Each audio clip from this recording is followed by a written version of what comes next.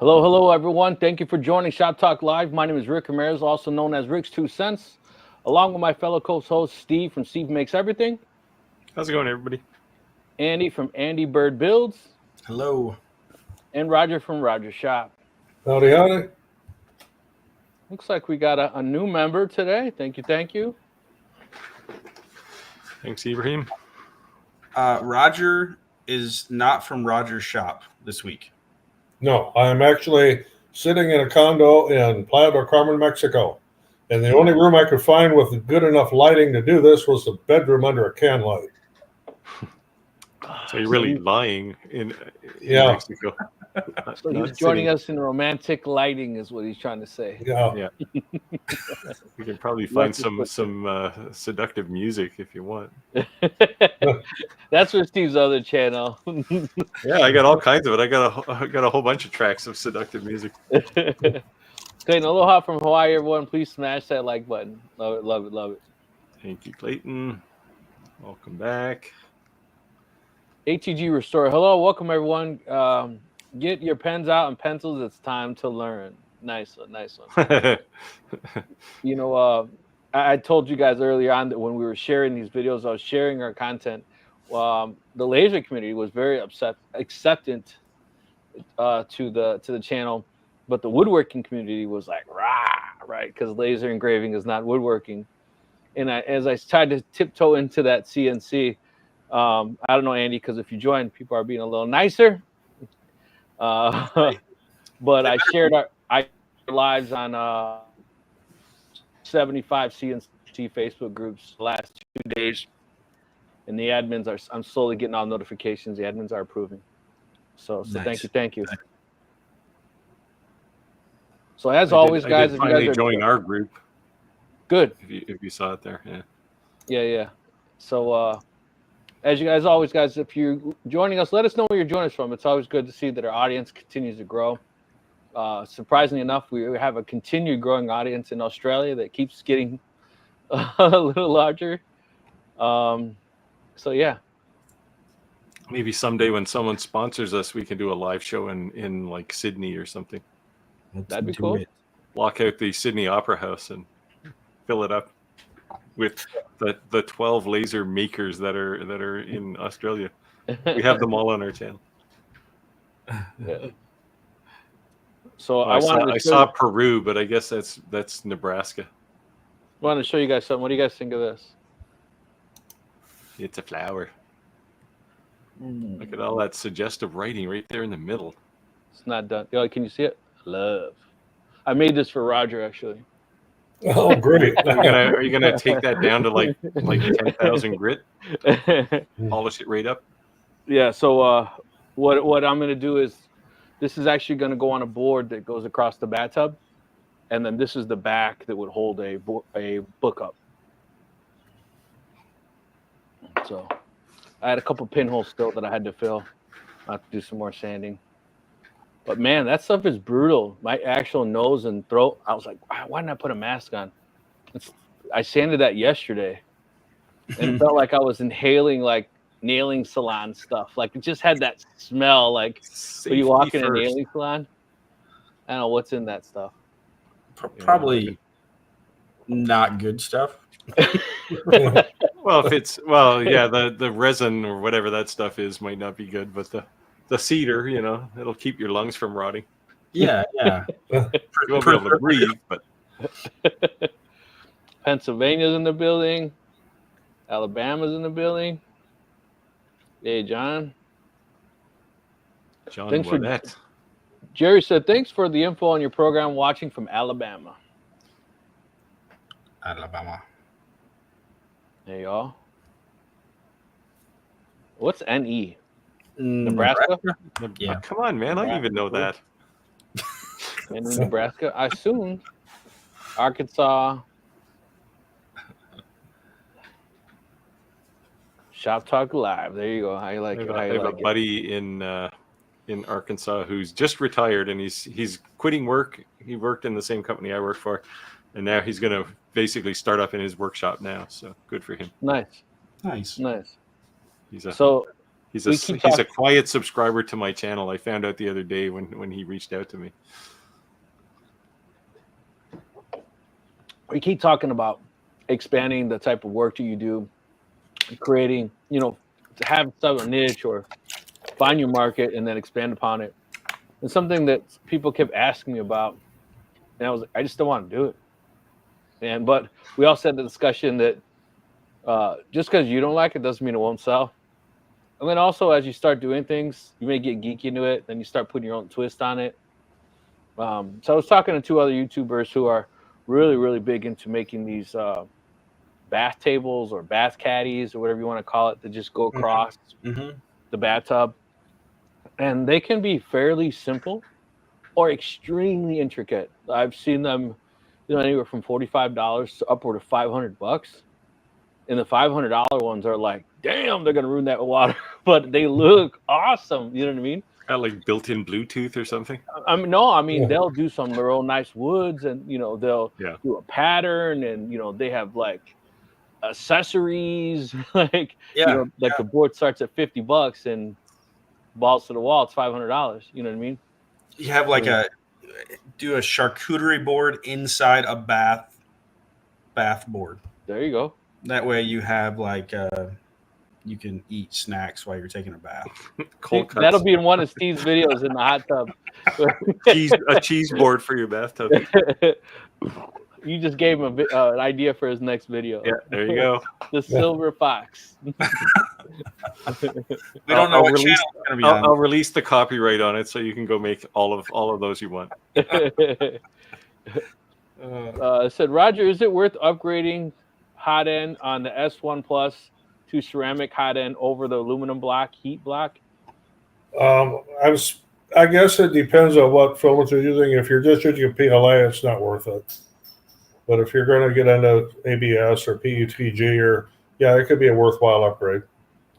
So when you say it's not worth it, is it because you're not seeing a big difference in the product, or no? You won't see any kind of difference at all. Okay. Well, there's your answer. Ask, and you shall receive. Yeah. Just say no. Wisconsin. Speaking of doing multiple jobs, I spent a good chunk of this week being a laser repair guy. Nice. Well, a laser problem diagnosis guy. I haven't repaired it yet. I've been. My xtool P2 is doing some weird things. But xtool has been great. Like, I sent them a message and they got right on it and asked me to do some things. Now they've asked me to take the laser apart, but they didn't tell me how. So, because there's a whole bunch of hidden screws and things. So that's tomorrow's project. Just send them a picture of flux capacitor and say, "What's this part do?" Yeah. Yeah, I don't know. It disconnects randomly, and then once you finish a job, it'll disconnect, and then it won't reconnect. And when you restart, the laser doesn't start up properly. So it's probably a controller problem. But anyway, they've been good about it. But Lumberjack occupied a bit of time this week. Not too far from Roger and I. They're in Illinois. Yeah, Lumberjack is from my Discord community. Nice. They get a notification that we're live in that community. So cool. Nice. Growing and growing. We're a shower and a grower. How about that one? Oh boy. Hey, Steve, or all of you all. So I cleaned mirror number 1 on this laser behind me. Yeah, it's amazing. Magic. All the mirrors can get dirty. I didn't call me naive on my part, but like I didn't know it existed. Like I've been cleaning mirrors 2 and 3, and the lens, those 3 things, like I should. I just never. I don't know. Like it was out of sight, out of mind. You didn't see that big laser tube rolling across the back of your laser and not wonder how it got going forward? I knew you were going to say that. But I know the laser tube was there. It just never. I don't know. Yeah, and it depends. So on my DIY CO2 laser, that mirror never gets dirty. It has to do with how the venting works on your laser, like where the smoke goes when it comes off the material. Yeah, and I'm cutting because it rolls around. Like I look in my DIY laser, and there's these weird vortexes as the smoke is going out, but it keeps it away from that mirror. So we're talking about this laser behind me here for context, and I was like getting the settings I was using in the past to cut the same exact material. I wasn't getting good results, and so I didn't know there was a laser or mirror number 1. So I'm sharing this so other people can learn from my mistake. But yeah, I've had this laser for 2 years and I've never cleaned that. So to give you an idea, like it doesn't get dirty that often. This thunder laser pulls everything, all the smoke downward. Through the bottom of the grill. Through the bottom of the grill. Yeah. And out the back. So it really doesn't, it shouldn't get dirty necessarily, but it finally got dirty enough where I could see a difference. Yeah. And when I looked at it, when I looked at the lens, when I looked at the mirror, it wasn't like noticeably like, wow, that's really dirty. You could tell it needed to be clean, but it wasn't like black. Oh my God. Yeah. Yeah, if it's got an even coating across the whole mirror, though, you won't notice that it's dirty, right? Right, exactly. Yeah, I looked at the cloth and I was like, yeah, that was dirty. The importance to that too is that, people when they have mirror issues, it's like, Nancy, right? It's an overwhelming process. It's an overwhelming thought. Yeah, and to think that it's not just if it's the first time you're aligning, it scares the crap out of you because you look at this big complicated machine, right? Andy is well established. I would say he's seasoned, right? Yeah. And there's always that new moment, right? Yep. And it doesn't matter how long you've been doing something. Someone who could do something 2 days could still teach you something. You learned something today. That's the day you think you know everything's the day you should get a new job. Yeah, you're not willing to learn. Now you skipped a comment here, so I want to go back, Rick. But we'll answer Chris's here since it's topical to this discussion. There is no lens on the end of the tube. There's just a piece of quartz there, a piece of clear glass. That's what I've had this comment a couple times in this conversation, and a couple people have said that. Yeah. No lens there. There's no mirror there. No. No lens Yeah, no lens. No, I just want to go back to this one. So, Deborah, the XCS I run is probably 3 versions newer than the one you currently have on your laser, unless you're testing things for xtool. But I'm not like my laser is not even connecting to XCS. This is a hardware issue. Yeah. So, but yeah, I know the current XCS, the current public XCS is doing some weird things, but they're working on it. So from Halloween, my kids went trick or treat in our neighborhood, and I found one of my neighbors is big into 3D printing. And I've seen these little figurines, like this looks like a troll looking. A lot of people are making them. I don't even know what they're called. Maybe are you familiar with them? They're like this big, and they're like these figures kind of look like little alien. Evil. I don't know. There's a new one of those round things head every week. Their eyes are dots. I've seen a lot of people make them on YouTube. They're probably like a downloadable file. That's why they're so common. Yeah. But that was cool. They're giving away for Halloween. We have to introduce Chris as our comedian tonight. Chris, it's just smoke and mirrors. Literally. I'm here all night, folks. I'm here all night. Yeah, I said it because a lot of people call it a lens. Yeah. Like the lens protector on the diode. Yeah, the lens, the bottom optic on a laser on a diode laser isn't a lens either. It's just a piece of glass. The lens is up inside the laser. Don't look into the light. Yeah, definitely don't look into that light. So Halloween's over. Thanksgiving, Christmas is around the corner. That's probably our next big of sales. 7 weeks away. I was talking to a buddy of mine yesterday. He was in my shop, and I was saying, I need to get on a schedule that allows me to move from one occasion to the next. Yep. Like now I should be working on like Valentine's Day stuff. Yep. But I just can't get that organized because every day is just some new chaotic thing that I didn't see coming. So like the laser issue and I had a rotary issue last week that I was working on. On the plus side, I finished my router table, so nice. And it actually works. I'll do a video. Steve, do you like that tinkering with machines? Yeah, it's what I've spent my whole career doing. I was wondering. You seem to enjoy that part of it. Yeah, well, I was a systems type engineer for 35, 40 years. If you want to know how to do laser stabilization, I can do that for you. I've got patents on it. Okay. Well, I did patents. I don't own them, but yeah. It was cool. I got to go to Japan and show it to Nikon and Canon because it was used. It was an industrial UV laser, and it was used for microlithography. What was that even? This was back in the 80s. Like at that time, the density of chips, microchips, was about 50 microns, and the thing we built took it down to about 20 nanometers,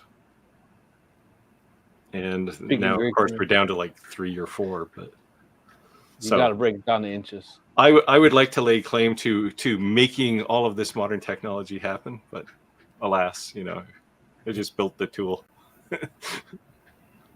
So I'll give one of my giveaways away. It's like a smash grab or easy sale, I should say. Aldi's around Thanksgiving, they have cutting boards that are like, you can't build them for that, right? They're obviously probably made in China, and they're buying them by the hundreds of thousands. So if you can buy a cutting board for $11, I'm laser engraving them, selling for $65 to $75. Like, they're gone. Yeah, they're gone. So I don't know if I mentioned this last week. So these foam mats that I did the video on. Right. Somebody said, well, you can go to Dollarama or Dollar Store and buy those for like $1.25. Sure. And the next question was, why would anybody pay $40 or $50 for them? And my response was another question. You can buy a $4 cutting board at a dollar store, but why would somebody pay $800 for one? Right. Right. It's about handcrafting and quality. And that customization, right? Like your cutting boards, right? Yeah, you can buy them at the dollar store, but once it's customized, that's when it becomes valuable, right? Because then it's unique. Yeah, so I just engrave them. I'll do like the monogram or last name. You just put a pattern or something on them. Yeah, something real simple, quick. It takes 5 minutes on the laser engraver. Yeah, I took something I paid max $11 and sold it for $65, and they're stupid happy, like besides themselves. Like, and that one customer will post it on Facebook, and they're gonna bring you 5 or 6 customers. You know what I mean? And it's just like, and then you're like, they're gone, and it's like a seasonal item. So like, once they're gone, they're gone. So I literally tell my wife, go to the store, buy them all. She's like, well, I don't care how many they have, they will sell. Just buy them all. Whatever they have, buy them all. And people like get pissed because they're so cheap. Like, you're trying to buy, they know what you're doing. Do you know you're buying them for like a business, and they're trying to buy them for their house, and you're like, yeah, I'll take 100 of them. Yeah, can I buy that pallet? Depending on the store, like Dollarama, I guess they have Dollarama in the US too. It's another one of those dollar stores, but you can buy in bulk on their website. Like, you can buy a case of those things, right? And they get cheaper even than they are in the store. What kind of things are you engraving on them, Rick? Monograms, just like a first initial, last, or their first initial or their last name initial. Yeah. It's some fancy scrolling around the edging. Yeah. Sometimes the first initial for their last name, and underneath it, their last name. But for the most part, most people just want the letter big and some fancy scrolling around the edge. I literally go on Canva.com. I type in, scrolls or whatever, brings it all up, and they even have AI now. And you can easily send out 3 different designs. I never do more than 3 designs because you confuse them, or all of a sudden you create a monster. They want you to do an hour and a half of custom artwork. Like, no, man, this has to be an easy peasy job for me. Bang it out quick. Export it right out of Canva, and you're good to go. I saw somebody, I don't know if it was xtool in the upcoming XCS or maybe it was something in Lightburn, where you could just type in the name and it would make one of those signs for you, right? It would basically put a big A in there and put Adam or something on the bottom, whatever the name was. It would just do it all for you. Yeah. And Canva's awesome. I mean, I tell everyone, just pay for the paid version. Like, oh, it's free. I'm like, yeah, but if you think Canva's cool, you have no idea all the other stuff they have because you have the free version. Like, the fact that you think it's free, trust me, there's a whole lot of stuff that you can't see because, and the paid version, I think it's like $6 a month. It's gone up though. I think the new license for it is quite expensive, apparently. I'll still pay it. I'm a Kittle guy. What can I say? It does it's really mostly about graphic design, right? So it's where Canva has a bunch of other stuff in it. Right. I like Canva too because I can take our thumbnail for this live and I could say reformat it so that it's for Instagram, reformat it for TikTok, reformat it for YouTube community posts. And I don't have to redo all my artwork. It'll just go boop and do it all. What does it do? Exactly, What does it do? I didn't catch that. I think this is a great point though. Like, back to your moneymaker, right? Like the simplicity of that. I run into so many people that are like in analysis paralysis. Like, I don't know what to make. I don't know what to make to sell. And then you have people like Rick saying like, I just go and buy these cutting boards from Aldi and put a monogram letter on them. And I think in a lot of ways, people don't think that's okay. Like they almost are apprehensive to do it because laugh all the way to the bank. So I know. So it's like, it's almost like there's this, some people deal with like this, it can't be that easy. Right. It's got to be more difficult. But it is. Yeah. Right. And that's why I said it's not some big intricate design. It's not super grave. If you follow me on TikTok, I'll even the people who buy it, you have to pay me 100% up front or I won't do anything for you. I won't do anything for you until you 100% up front. And I'll go on TikTok and I'll be like, boop, here's your thing. And I'll do like a little quick little video of it doing it on the laser.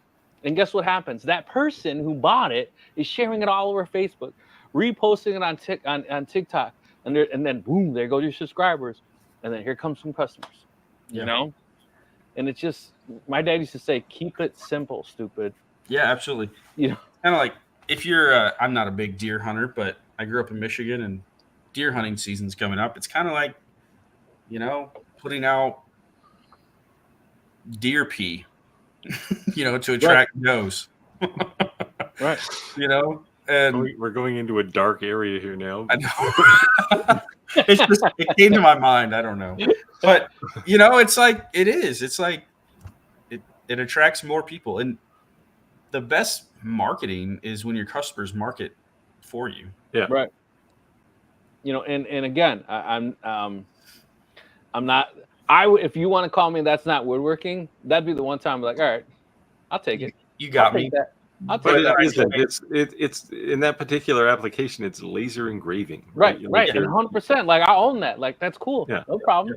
I didn't make that. And you know what? I don't claim to make it either. I don't tell them, I made this hard slave it. No, man. Like I don't tell them where I got it from. And I don't think a lot of them would care. Yeah. Like I think the interesting part is like their customers care about the end result. That's all they care about. Yeah. Right. And well, I mean, they won't necessarily ask it this way, but in their brain, they're going, "Where's the value here?" It's not the cutting board, right? It's the engraving. Right. For them, right? And It's what I what's tell them on too it. is I say, look, man, you can use this as a cutting board. Just don't use the side you engraved. Keep it all nice. So when you want to be fancy and show off, have that side. And if it gets jacked up, just let me know. Give it back to me, and I'll sand it and give it back to you. No big deal. Really? Yep. Yeah, no big deal. No big deal. You know, and you know, people actually use them, so they do get beat up. You know, they're like, hey, you know what? I want another one. Or hey, you know what? I want to give that as a gift to my mother-in-law. She really liked it. It's a gift that keeps on giving. So on this note, last year I bought. So this is walnut. Okay. From dog tags. Are they dog tags? Yeah, it's in that shape. Yeah, so I've seen that sells big time. Yeah, those So you see where sometimes they get pretty intricate in design though, what they'll want. IKEA, yeah. IKEA. So my wife and I were in IKEA in Indianapolis. This was a while ago, year and a half ago. And they had these on clearance for $10 a piece. I bought 80 of them, all that they had. Right. And so I spent $800 on these, but I couldn't make this for $10. No. But even if you could, how much time, and then you got to sand it, and you got to cut it, then you got to finish it, even if just your time, forget the material. So Rick, I think I'm gonna do. I'm gonna monogram these things and see what happens. Yeah, that's what I'm saying. That's it. And Canva is so cool because they have tons of that kind of stuff. And most of the time, I'll make 3 designs and I just send them one. My favorite, and if they don't like it, I'll send 3, and that's it. But most of the time, it's the first one. It's not super deep engraving. It's not a super crazy design. Yeah, I think it's cool. I think it's are you? So are you gonna build a full-blown $250,000 business off this? No. It's a seasonal item. But are you gonna? Can you pay off your laser machine? Your $2,000 laser doing that? Absolutely. Oh, yeah, right. Sure. In a week. Yeah. Well, the other aspect of this is if all you have is a laser engraver, to make that board, if you said, no, I'm going to make these, you need a planer, you need a table saw, you need some kind of a router type, either a table router or a hand router, sander, like you've got $3,000 or $4,000, $5,000 worth of hardware before you can even make one. Right. You got $5,000 in equipment to make a $10 board. Yeah. And I mean, meanwhile, I went to IKEA while you were talking there. We don't have that board, which is too bad because I'd buy a boatload of them. But they do have an Acacia one for $10. There you go. This is $10 Canadian. That's like 50 cents, where you live. So to me, Andy, that IKEA board that you showed me, what I commonly see that my family's 3rd generation military, so I may have a lot of people on my groups that are military. I commonly see those boards sold as dog tags, and that is a big seller. But the only thing is that sometimes they get pretty crazy design, but they do have basic, just a name. It looks like a standard dog tag, but a standard dog tag that is like $45, $55. Yeah, so, if they're military, they're gonna want like the logo of their unit or something on it, right? Yep. Right. So what I'm saying is sometimes it just looks like a basic, simple dog tag, like a legit dog tag, and maybe that's just it's what you're CNC or even a laser. You can just do that engraving and then they'll fill it with black paint or whatever, and then clear over. But then I also see sometimes people but then the price goes way up. They'll do like the Army logo, the Marine dog, and then it's full color. And now you took that $50 to $400, but they'll pay it. And I even saw, and I don't know where to source this, if anyone has it, the chains. The little beads, but they're huge. They're type huge. Thing. It's huge, and I'm like, where the hell did they get that from? I know that's an IKEA board because I've seen it, but I was like, where did they get that necklace from? Because it's short. It's probably 6 inches, but it's like gigantic. Yeah, I don't know. Have you seen those? I haven't. Mm-mm. Yeah, so Yeah, you people are can buy literally those. hanging it on the wall by that. That could be cool. Where'd we end up in the comments here? So we are at Get back to the reason we're here. Although making cutting boards So with this was the engraving on them last is question we got to. Did you just upgrade XCS or the firmware on your machine? This is actually the same problem I'm having with the P2, except that the P2 doesn't boot properly all the time. So it's probably not the same problem, but the same behavior. I can't find it with XCS. Yeah, so circle down the rabbit hole we went down. Just want to say, it doesn't matter the niche that you're in. Dick's, Walmart, Target, no matter what kind of retail big box store, they all have seasonal items, and seasonal items are huge. So I don't care if I wander through the dollar store on a regular basis just to see what's there. Like, think glassware, cutting boards, tumblers, water bottles, plates, you name it. They're all there, and they're cheap, right? I do the same thing, especially right after a holiday. Yep. I do that at Michael's. My wife's like, "Did you buy anything?" I was like, "No." She was like, "You were there for 2 hours." I'm like, "I know. I got some badass ideas." You know what I mean? I'm like, they're following around. This Mexican's gonna steal some shit. He's looking at everything. I'm taking pictures, everything. You know what I mean? In answer to this question, I don't buy cutoffs. I make cutoffs. If you need some, let me know. Yeah, I have like 3 big boxes. I actually made a video on a wood caddy. Because like right here in my videos, there used to be like a stack of wood that was like all crap. So I built 2 caddies that I can put on my scraps. Oh, I got another good one. I got another good one. Let me show the picture. Anyone could do this. So speaking of scraps, I'm telling you guys, like, it doesn't always have to be something crazy, something very intricate. It could be something really basic, and it can make you a ton of money. So the holidays are coming. We've all known you're going to do your fancy place sets and things like that for Thanksgiving. But when after the fancy dinner's away and everyone starts rolling out the drinks and they're hanging out, you don't want 50,000 cups or these little kids, breaking your nice glasses. So the Dix cups, the little Dixie cups come out, or the plastic cups come out. And this little simple holder that holds the cup along with your cup, mark your cup, fill her up. You see that? Yeah, I do. $25 to $35. And it looks like it works with red Solo cups. Yeah. Yes. The most important cup of all. Yes. So I went to Sam's. I just bought 500 cups for like $12. Okay. Here you go, guys. Mark your cup, fill her up. And look, you don't have to do all the painting, all that if you don't want to either. You can just use regular wood, engrave it, and you don't even have to fill it. Or if you want to fill it, remember, just keep it simple, stupid. Like, don't go crazy with the design. This isn't like a $50 item. This is something that you're literally going to go in your scrap pile. Just take all that crap you're going to throw away, and just make that. Throw it on the engraver, throw it on your laser, throw it on your CNC, whatever it may be, and just write that stupid saying. And give them 6 cups and a permanent marker. It'll sell. I'm telling you, it'll sell. So it'll sell, and people will buy them for other people.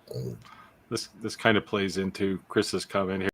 You can buy it for $3, but you can sell it for 30, right? Exactly. It's the difference between price and value. Exactly. I've as my kids were growing up, I was forever telling them, you understand the price of everything and the value of nothing. And I think they finally got the message. It's not that you always have to spend $1 million, but there's a reason why things are priced the way they are most times. Right. Unless you buy maybe an Apple product, which tends to be expensive just for no reason. But I was just saying that today at work. I started doing. I'm a president of the Latinx chapter in my company, and they wanted me to do some video editing, and they were saying they were struggling. And I said, well, when I had a PC, my PC would crash when I export these files. an 8K file. Now my MacBook Pro, that's ungodly expensive for no particular reason at all, other than it's a Mac. Yeah. It doesn't crash. Yeah. Well, yeah. So I have this machine here that I'm running on right now, which is my video editing machine. I have a Mac Studio Pro, and it was damn expensive, but there is no other machine that can do what it does. Yeah, when it has finance options like $850 a month, you're like, huh? Yeah, it's like am I buying a car? Yeah. So the new Mac Mini was announced, right? The new Mac Mini M4. Yeah. And I mean, the thing is, like, it fits in the palm of your hand, but it's actually about the same speed as my Mac Studio, because this is a previous generation. Yeah, my wife's now on a Mac too. So my daughter's on a Mac. My daughter has the Mac Desktop Pro. How much do they want for that Mini? I think they start fairly cheap, like $300-400. So the way the price goes up is the RAM and the memory, right? So you get you get into terabytes. And it's because when you crack open that box, the M4 chip is everything. Like, there's literally power going into a chip and a couple of cables coming out for video and USB.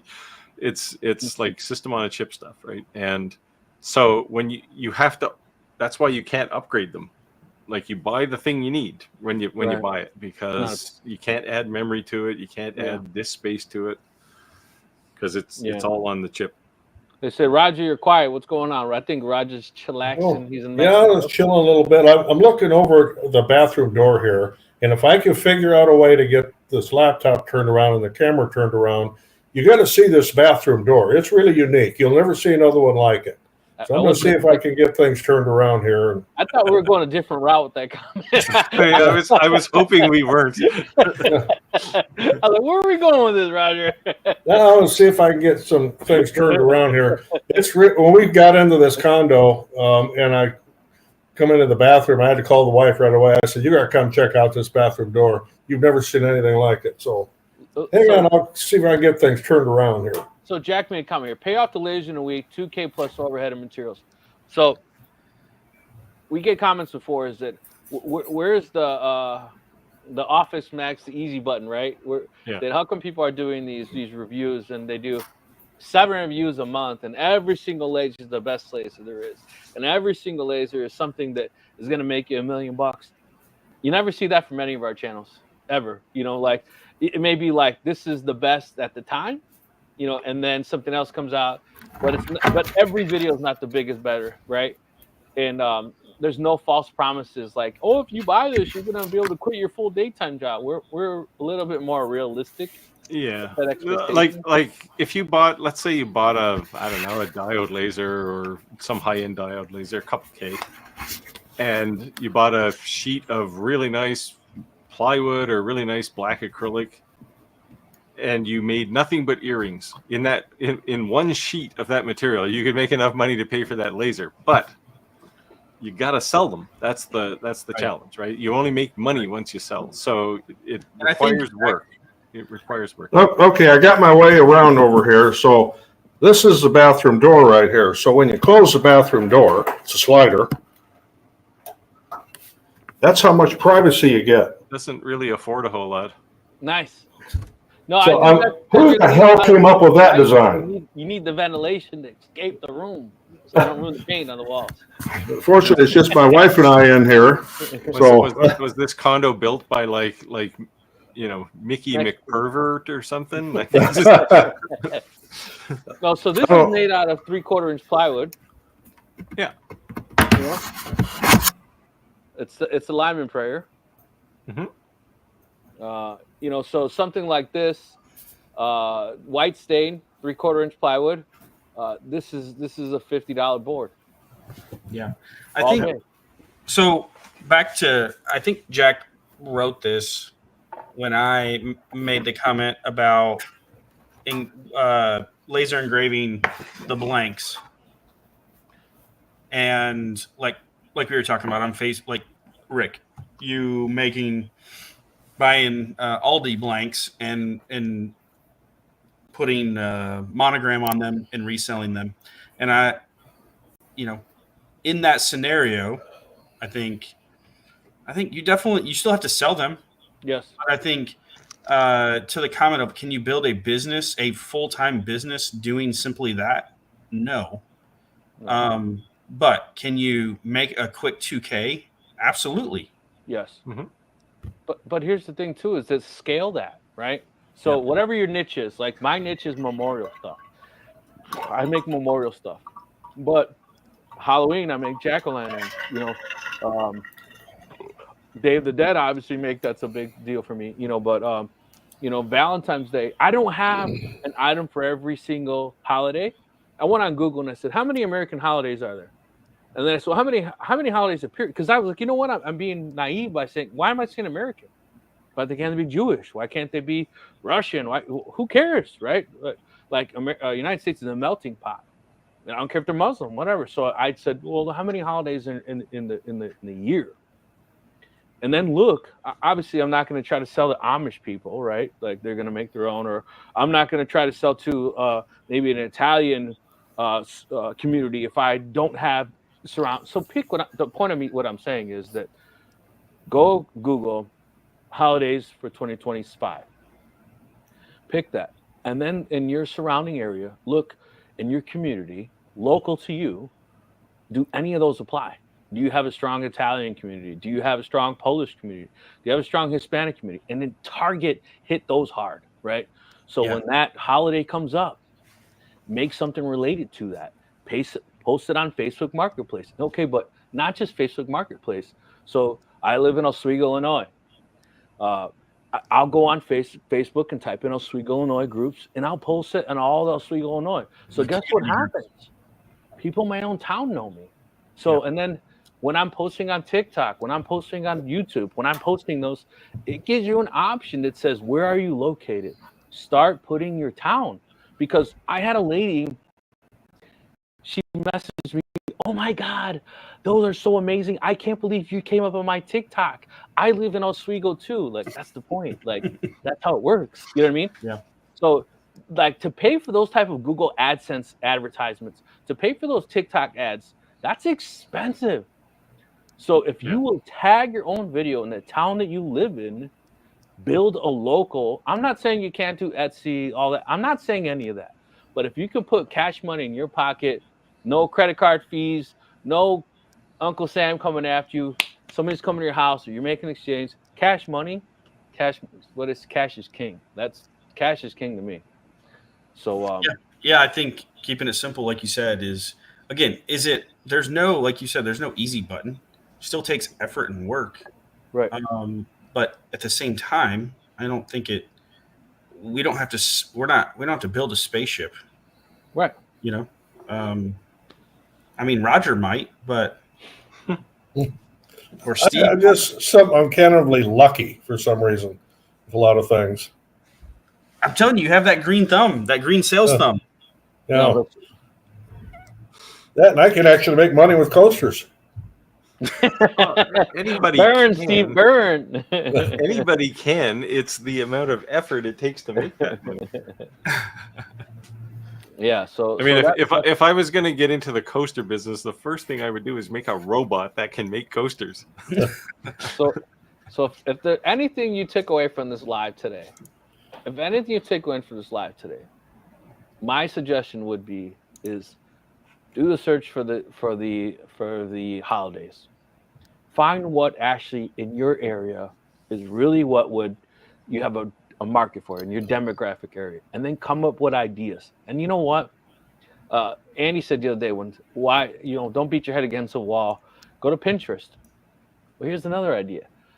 Go to Facebook, put in your zip code, and type what you're trying to sell, and see what's selling out. But you know what?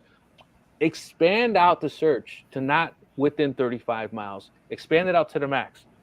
Do 300 miles.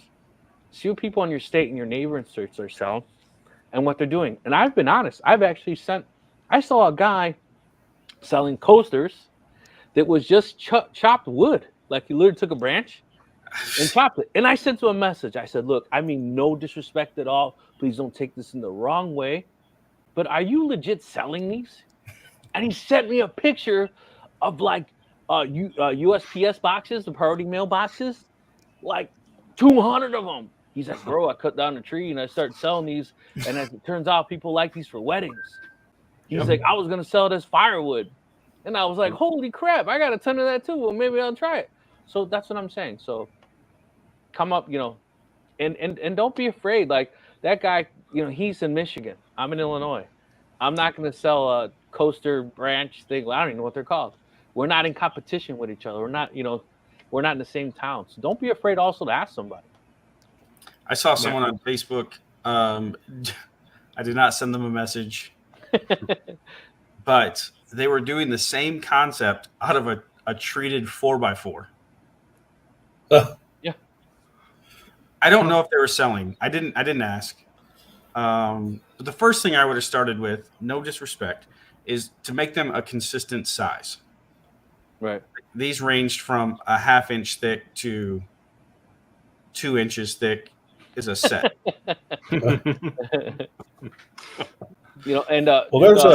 that's called eclectic. Yeah.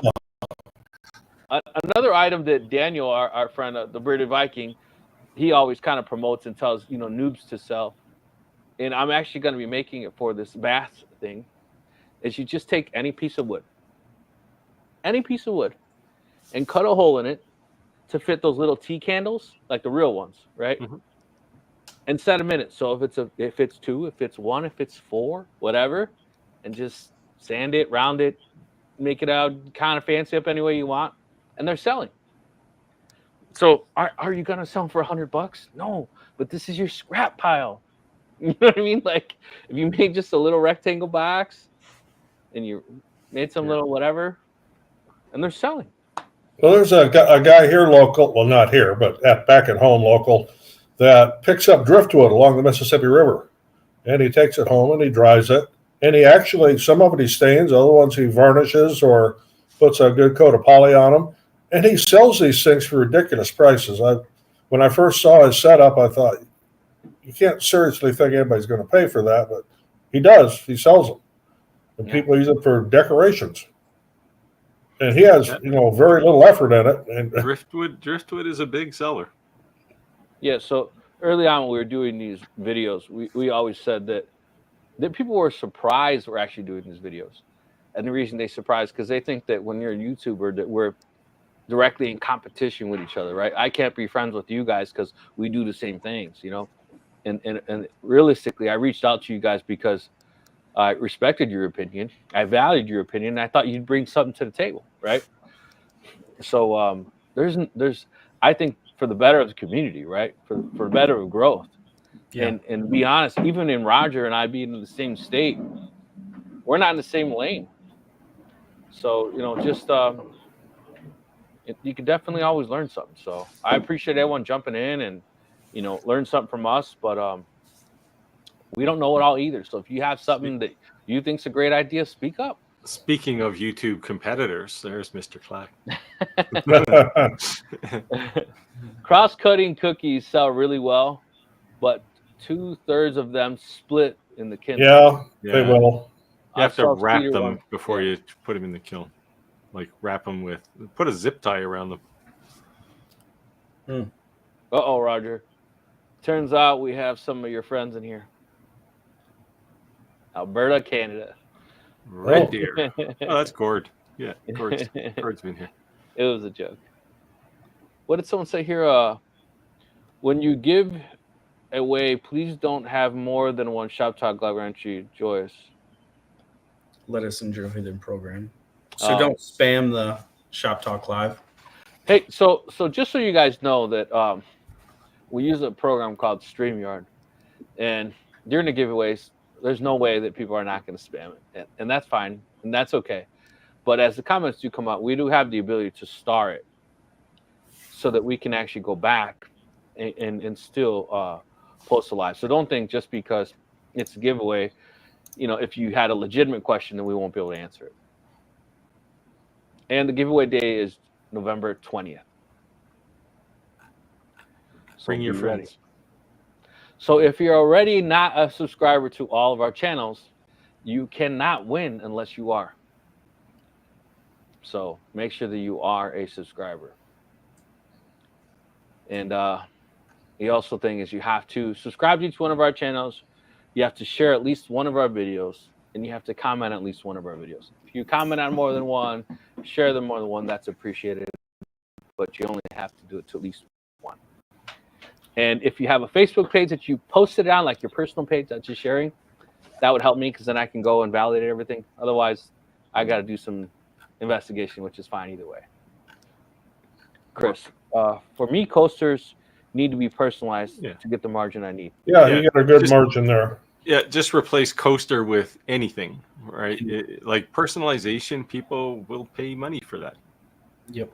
Like you got to understand, like most people on this channel, like who are watching this, either have a laser or understand at least what lasers can do. But to a lot of people, like putting their name on something with a laser is just pure magic.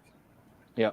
Like I've seen people come into my shop who've never seen a laser before, and you engrave something and they're like, holy cow, this is amazing. And you can just see the gears grinding, like all the things they think they're going to put their name on, right? Like it's like we underestimate the skill level for the people we sell to. So, or the knowledge level, we'll say. So Steve makes fun of me because every single time that a challenge coin question comes up, he's like, "Oh, you can pull it out of your pocket, right?" And he's got it on a little chain around his wrist. Coincidentally enough, so the unit reached out to me and they said, "Hey Rick," I said, "Yeah." They said, "What do you think about putting that challenge coin on a keychain?" You know, some of the guys weren't too keen about the actual challenge coin keeping their pocket, you know. But what about putting it on a keychain? And I said, yeah, but you know, keychains themselves, because remember the alignment, it's not going to be a cheap keychain. A keychain by itself can be like $20, like a nice keychain. So we went back and forth, and they decided on this $5 Amazon keychain, like the clip part, right?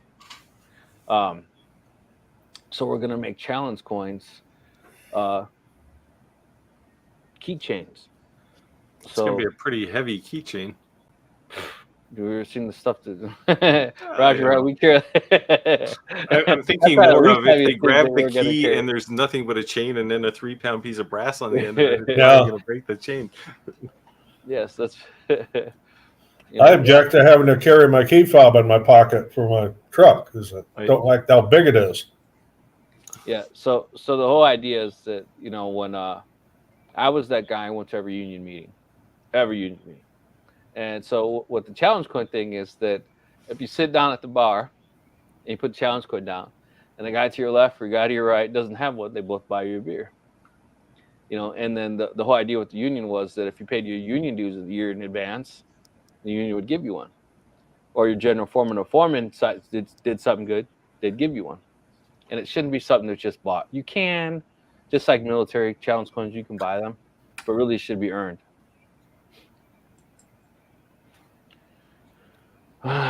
So yeah, Dave. He's pleading for the single entries. I'm gonna tell you like this: it ain't gonna happen. People are gonna do it, and yeah, and I don't blame them. You give them something $1,000 plus away, they want the better their odds, and we actually allow it because there's an option that you can click that you know, they can't do that. It won't count or whatever, but we uncheck that. So yeah, but they can still enter it, right? Right. They can still type it. Right. Let's see, what is this? Well, we could just not, we can just not give things away. How's that? Chris said, have to be mindful of how the coin is attached, or you'll lose the function of the coin. Yeah. Yeah. Yeah. So yeah, I definitely have some things to do. So yeah. So the point of me bringing that up was that even an item that you kind of think, like sometimes things have like a slow takeoff and then they accelerate, and then it almost becomes an item that like you no longer sell, right? And you kind of like shelf that item. Sometimes if you just make a twist of that same item, reinvent that item, now all of a sudden that could be a big seller for the next 8-9 months, right? So just don't think some things are a dud. But I always say, like these jack-o'-lanterns, I make these jack-o'-lanterns and like they're guaranteed like cash cow for me. But at some point I'm aware that it may just be a dud, right? So that's why I don't go make 2,000 jack-o'-lanterns. Like Steve was saying, it would be nice that if we were 2 months to 3 months before the holiday because you're preparing, right? That'd be nice. But it always seems I'm that kind of way too. I'm kind of preparing like there's not a big margin of time before that holiday, and it's honestly because like each season you're kind of testing it, you know. So those jack-o'-lanterns, I'm dropping off some ones that weren't selling. I have already some new ideas from some new ones, you know. But just sometimes you got to reinvent, you know, the stuff that's sold. So why did the sales stop? You know, is there any changes you can make to, you know, bring those back up? You know, if it's such a hot seller, why did it stop? So, and then you're also going to have items that don't sell at all and don't get butthurt. Like, yep. That's the whole reason you're not making 2,000 subs. You got to test your market sometimes. Just because you like it doesn't mean the customer likes it. Just because the customer likes it doesn't mean you have to like it. The only thing you got to like is this. That's it. Yeah, it comes back to, right? It comes back to what your goals are. I mean, if your goal is to make cash, then do something that makes cash. Yeah. If your goal is just to have fun and make creative stuff, then don't worry about selling things. Just, you know, make stuff for fun and do creative things. Yep. There's no right or wrong way. So many times I see people trying to do everything. Like, I want what I do with a CNC to be fulfilling, to be fun, to be a creative outlet, to make cash, to pay off my, like, it's you can't do that with one product. I mean, you can get lucky and do that with one product, but well, you can, but you can't, right? Because if you make something that's wildly successful, it will take about 3 seconds for anyone else to make it, right? So, especially if you're doing it online. Yeah. You know, for example, the candy boards that we sell, you know, this year we're probably going to hit about 800 by the time the year's over. We used to do quite a few more than that, and I was kind of wondering why it slid off a little bit. We got to looking around. Well, somebody in China has copied it. I mean, the only thing they're not doing is painting it, and it's on Amazon for $5 less than ours is. Yeah. Yep. I think if you... That's how it works. That's how it works. And you have, if you sell on the internet and expect it to be copied, if it's successful, which we want it to be, it will be copied. Oh yeah. Around it. That's why I like my apparel part of my business. You won't see that on my Ricks2Cents. You won't see, because it's too copy to copy. Like, if you want to copy this design and you want to go to the effort to copy it, okay, that's fine, right? You can probably just steal it just from that, you know, but it's not going to be the exact, but you can make the identical t-shirt. You know what I mean? Like, yep. It's just ink. Yeah. Well, you know, even the shirt I've got on tonight, you know, may contain tequila. This is something we make and we sell, but yeah, you could easily copy that. I mean, anybody could do that.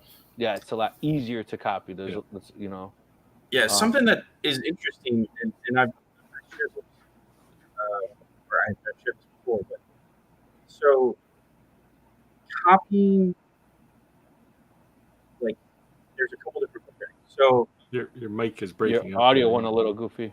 Can you hear me? Yeah, now it's good. And now, yeah.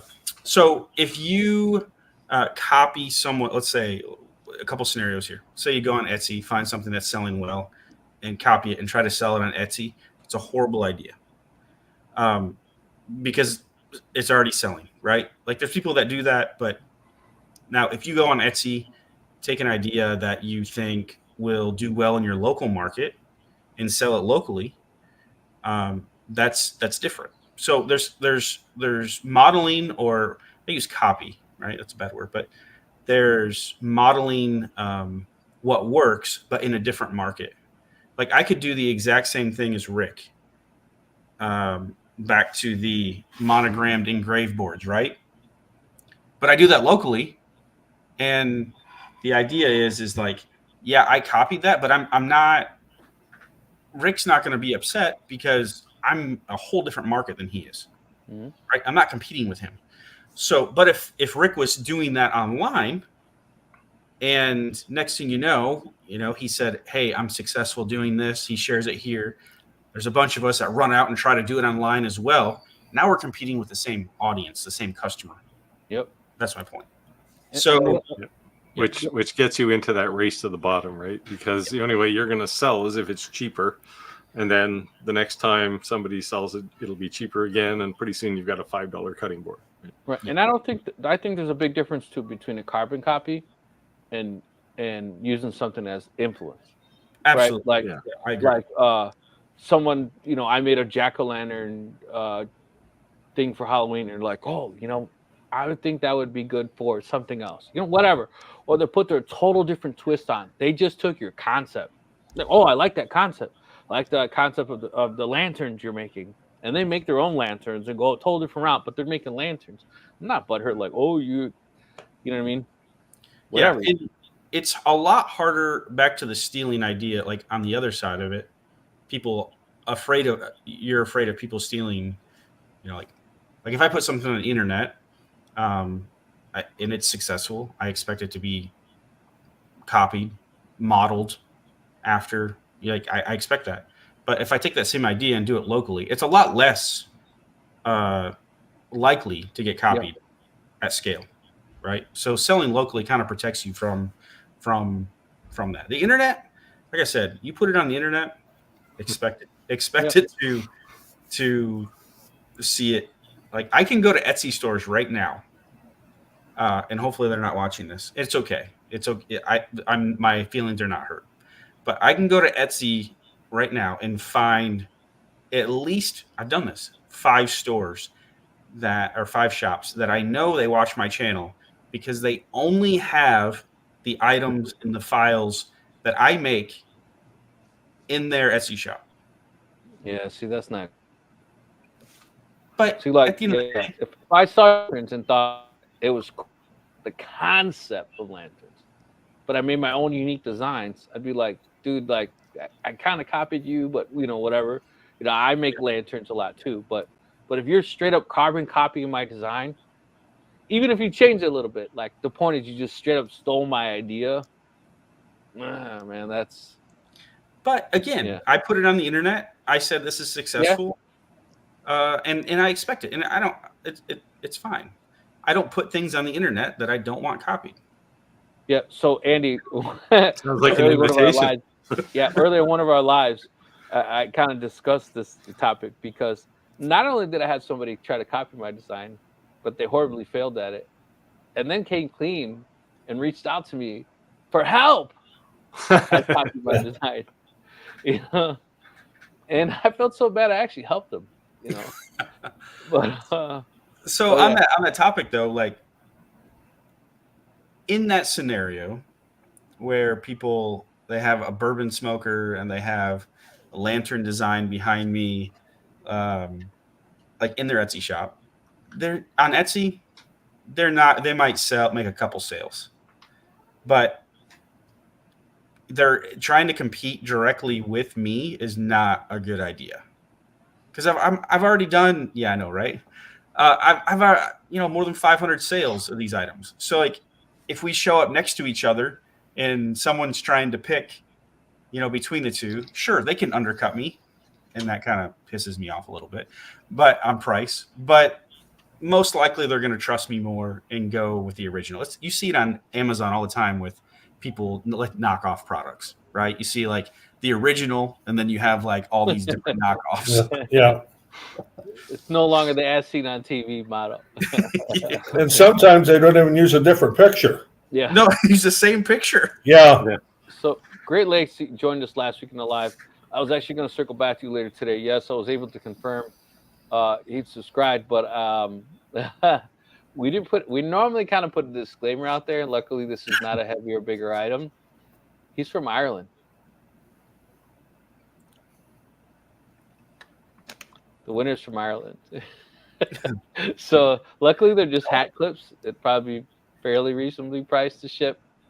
But had that been a larger item, that's why we always do say that this is for the continental U.S. states. Anything outside, you're more than welcome to join. But if it's outside of U.S., you'd have to pay shipping. And Roger, we did have somebody, right? The one laser that went to Hawaii.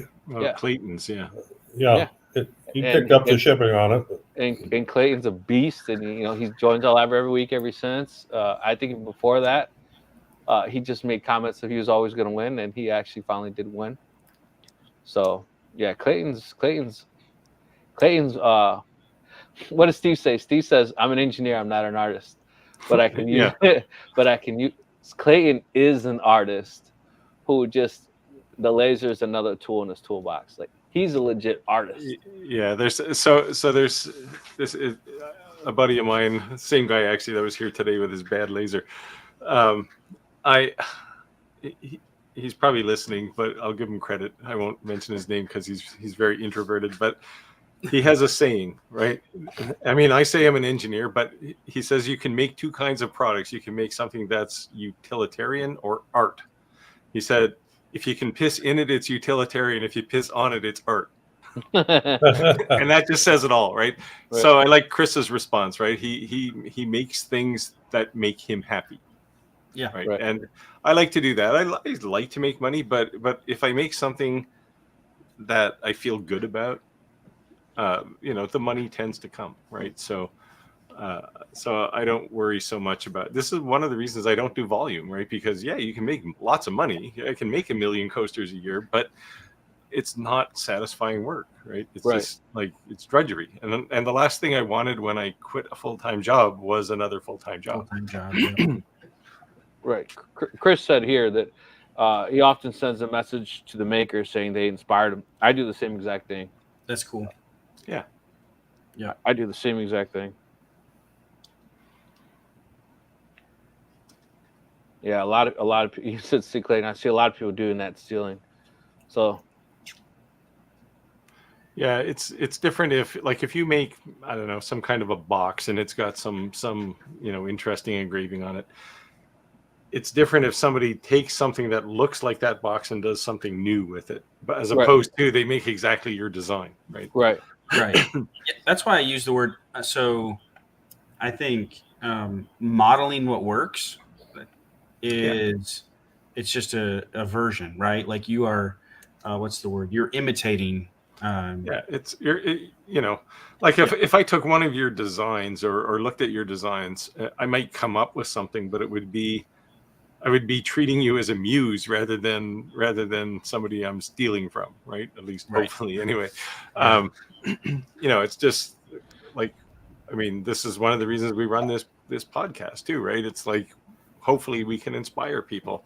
I mean, I can show you designs I've done. I don't care if you take them and go build them. They're hard to build. So, if you do it, great. You're learning something. Right. Do you guys know Matthew Peach? Yeah. So the name sounds familiar. Let me see. Yep. Yeah. Okay. He's phenomenal, man. I'm a subscriber to his channel. I think I've watched every one of his videos, and I sometimes take a twist of his and make it.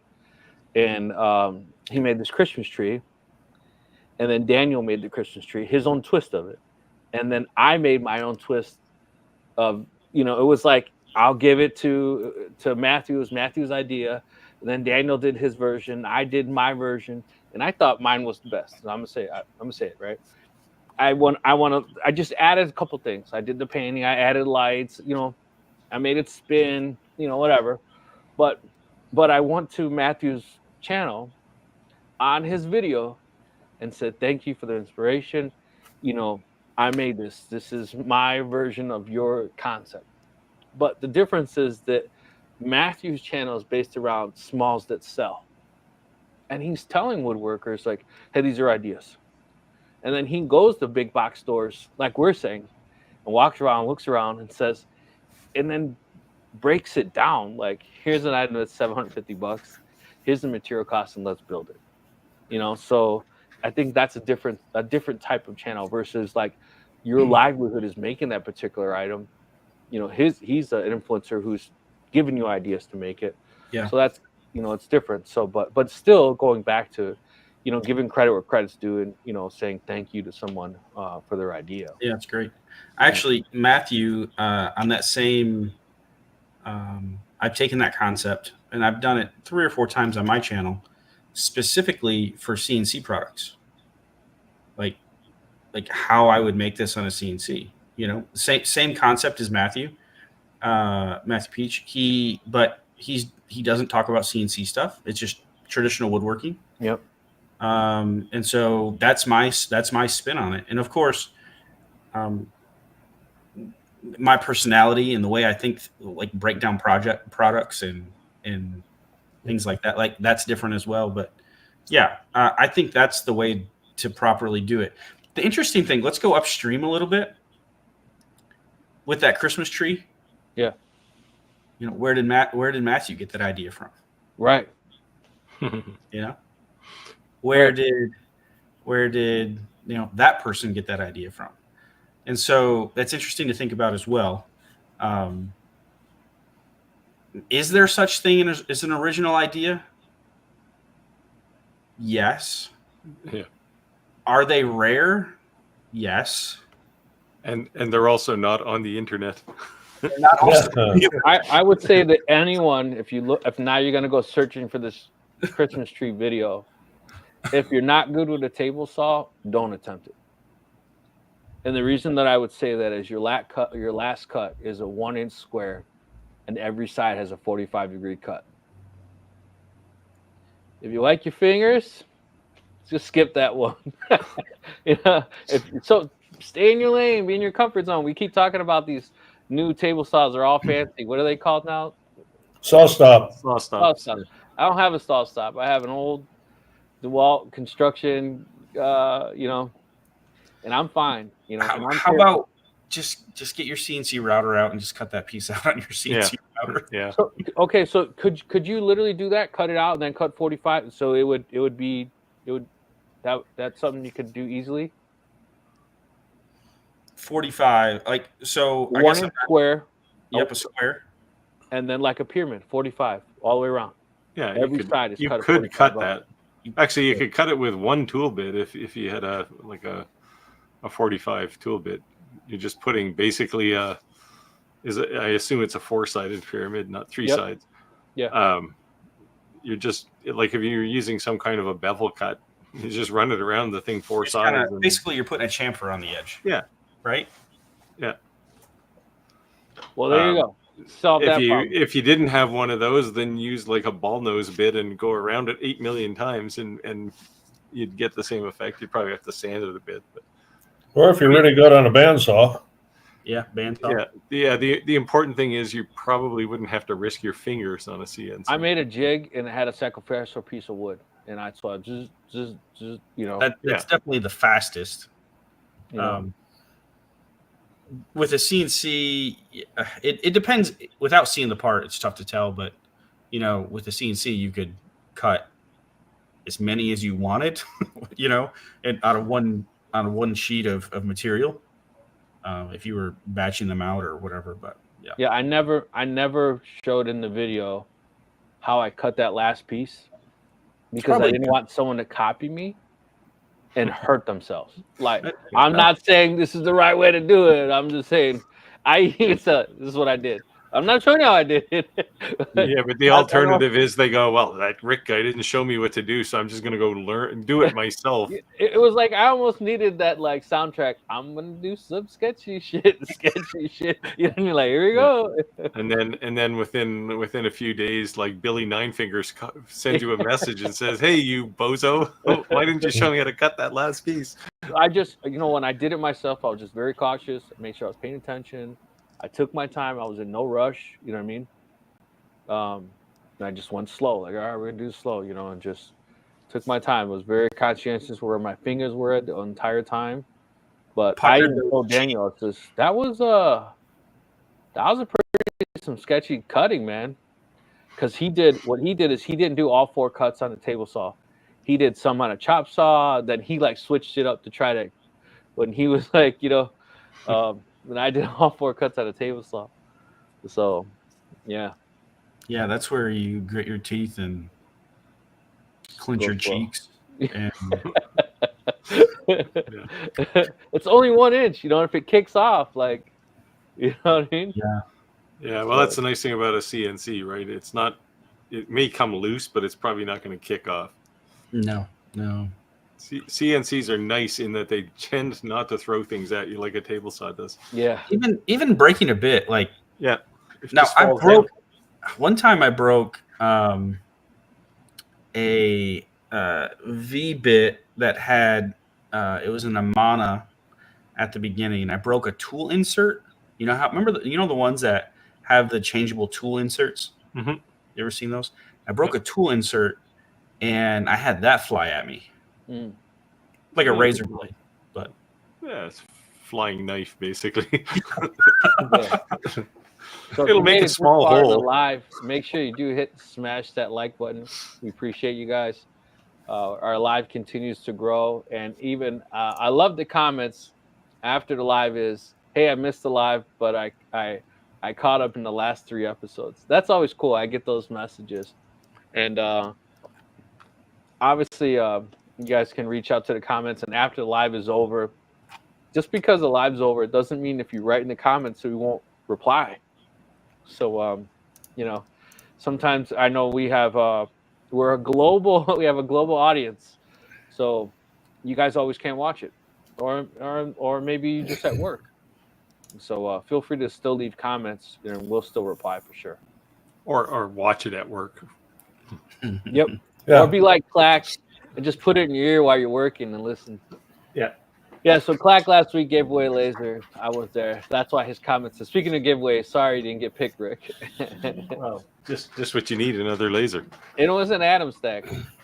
He gave away an Atom stack. Oh, that was the A70 or S70, whatever it was. Yeah. So that's a nice laser. I have to talk to Atom Stack. What's going on, man? What's going on? Oh, they've been bugging me for a long time to test a few things, but I'm trying not to do as many reviews in the next year. It just takes so much time. Like I've been working on this Omni 1 UV laser video for, well, it seems like weeks, because it's hard to get motivated for it because it takes a different kind of energy than a project. Yeah, so people, if you're wondering what happened with the Nano, the one, this little guy right here, this is what we're giving away. No, it's not this one. The manufacturer is going to be mailing you a brand new one. I just added to live. And if you're wondering why I haven't dropped the video yet, I just did little snips. It's because they asked me not to publish the video to the 12th. So the video is done. I published mine like 2 months ago. Rick did too. Yeah, mine's been out for quite a while. Because they have some promo codes and discounts they want me to publish. Okay. So it's like this big list they want me to advertise. So you guys, if you're looking to buy one after, everyone knows, right? Black Friday is a huge thing, and all this holiday season's coming up. Everyone's gonna do it. So yeah. So I said, okay, no problem. The 12th it is. But we are still talking about. It's funny how now they have my WeChat. So 1 o'clock in the morning, my wife, who's that? You know they're Chinese. You know they are. Like, who else is texting me at 1 o'clock in the morning? Like, those days are long gone. You ain't got to worry about that. You know what I mean? It's not a hot chick. I definitely can tell you that. But yeah. Yeah, I had a conversation with the Commarker guys the other day, and it's like early for me, but obviously late for them. So, but that's about the best time. For me, it's about 7 o'clock or 6:30, 7 o'clock in the morning, which is fine for me. Gives them kind of the end of the day conversation. So I'm getting up 4:30, 5 o'clock in the morning, get ready for work. So that's not a good time. So I'm trying to rush, get out the door. But then I normally lay down about midnight. So it never fails. I'm like, when you're just like kind of restless, and all of a sudden you feel yourself like, like you just get that, I'm about to fall. Tink. You can put your phone on silent mode, right? I know. I don't even keep it in the same room. Yeah, that's awesome, Roger. That's they say that's actually really good to do, to disconnect. I come in at the end of the day, it goes on the little charger stand, and that's where it stays till the next day. I don't pick it up again. I have mine right here, and then I close up my studio at night, and I don't hear anything. So the trigger said, I never win anything, but I might win it one day. Well, November 12th, people. November 12th. So if you want to enjoy the live, I thought it was the 20th. November 20th. I'm sorry, November 20th. Good catch. Good catch. November 20th. If you want to enjoy the live, make sure that you have already subscribed to all of our channels. At the bottom, you're going to see the ticker going. Make sure that you share at least one video. And make sure you comment at least one video. You want to do more than one? That's great. Oh, and you have to be present during the live. Yeah, must be present to win, as they say. It's worth it anyway because the longer people will be there to answer. Yes. So that's honestly, that's a unique thing. I've seen more and more podcasts or lives start to do giveaways, but I haven't seen anyone have a manufacturer present during the giveaway. Of course, we're on the internet, so everybody will be doing it next week. But we're the trend center. We're Shop Talk Live. We're Shop Talk Live, man. We're the trend centers. So maybe. Hope so. Yeah. So I think I've posted it on probably about 200 Facebook groups. So 200? Yeah. Wow. I literally go on Facebook and type laser engraving and hit group, and one by one. Nice. I just scroll, post. And then I went and put CNC group and just scroll, post. And I only do like so many at a time because then the Facebook will block me because it thinks I'm a bot. Yep. So I'll post like 5 and then I'll wait. I'll post like 5 and then I'll wait. Post like 5 and I'll wait. Yeah. And then generally I take my son a bath every night. And I put him in bed every night. So during that time when he's taking a bath or putting to bed, I'm doing that. I'm doing my little spamming. For the better of the group and for better for you to win something. So missed last week with Adam Stack, yeah. When Clack, when are you coming and joining us for a week? Yeah, I don't know. We've invited him. He always goes fishing or something. Yeah, he's too cool for us. Yeah. But he is every week at least live, and it was comical when he doesn't comment. Once in a while, I'd somehow or another bring him up, and hey. Yeah, it's a test, right? It's like, oh, you hear what that Clack guy did? And what? What did I do? Screw those boys in blue. What'd you say? Yeah. What's the retirement count now, Dave? Running some test images right now for a job. It's got to be down to close to 300 now. Yeah, I'm sure he'll know that number too. Oh yeah, he actually. It's funny is that I forget his buddy's name. He actually asked him to stop mentioning it during their lives because it was getting under his nerves. Because he could say 400 days to retire. Yeah. So the joke was. Oh no, that's Chris. Yeah, so the joke reason he made the sign was because he's not saying it. And in the video, it says the amount of days. It's got a little roller there. 329. There you go. Yeah, so... I started counting at 1,100 and something. Did you really? Oh, yeah. I knew when I was leaving. Wow. So it was like almost 3 years. Yeah. Oh, over 3 years. A few, was it 2 weeks back? That's when the Great Lakes Supply joined us. Last week, I think. Last week? It was last week. Okay, last week. There you go. So last week he joined us. One of the items that he had, he obviously has blanks, but one of the particular items he had was that hat clip. Yep. And to me, that hat clip, everyone keeps talking about like, what's the best fiber laser to buy? Do you need a 100-watt fiber laser? Do you need a 200-watt fiber laser? And what the good thing about metal that's ionized with these colors is that you don't need a powerful laser engraver because at the end of the day, you're not laser engraving it. You're just removing the paint. Yeah.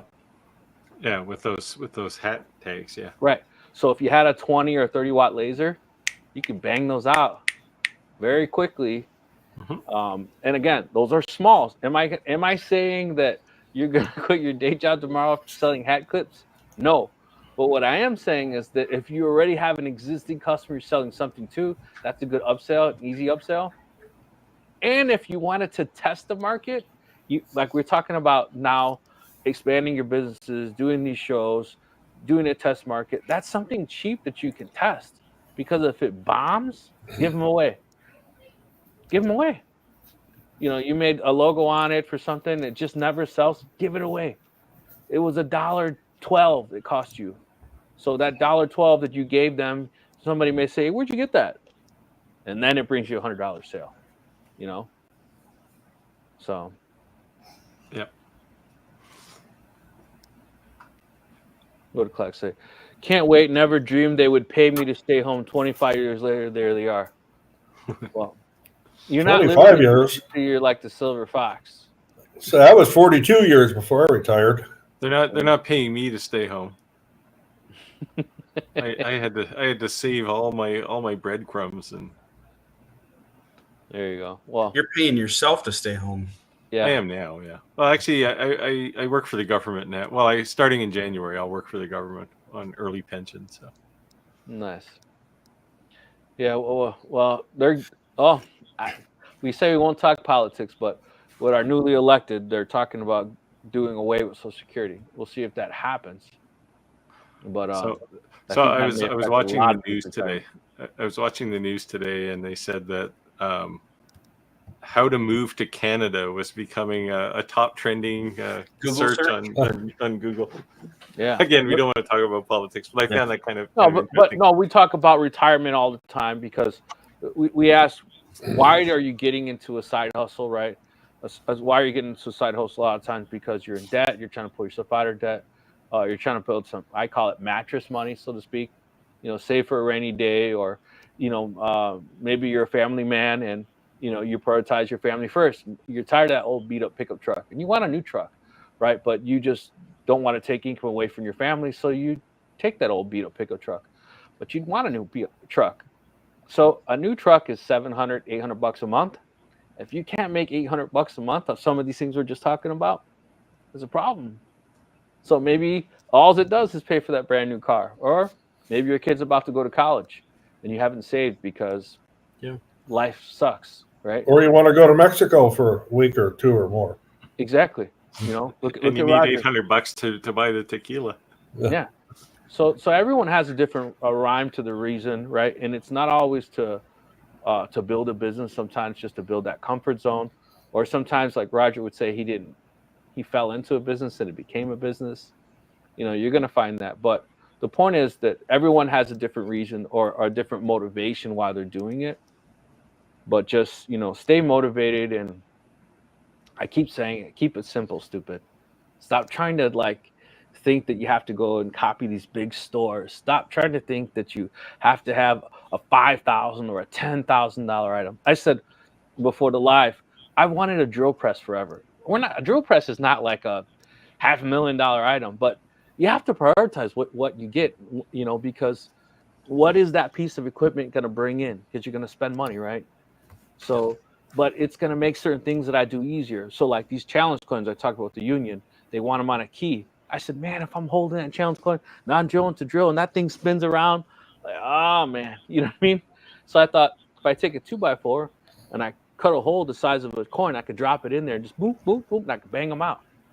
So just my motivation to do that was to get that stupid drill press I wanted forever. So everyone's going to have different things, At some point in time when I do retire, I'm going to have a pretty badass tool collection, I tell you what, because if DeWalt makes it, I probably already own it. But, so just, I didn't mean to go down a rant, but just saying everyone has their different reasons why they're doing it. And even could be just an outlet, right? You just enjoy doing this thing. It's like a decompression mode, and even our live. Some people don't come here for questions. When we had Friday to Wednesday to different audience, we always say happy hump day Wednesday, right? Sometimes you just come to shoot the shit. Andy kind of summed it up right when he said, it reminds me of 4 guys sitting in the garage drinking beers, right? Because we're just kind of talking.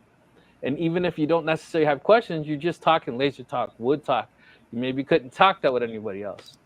So just whatever your passion is, just start.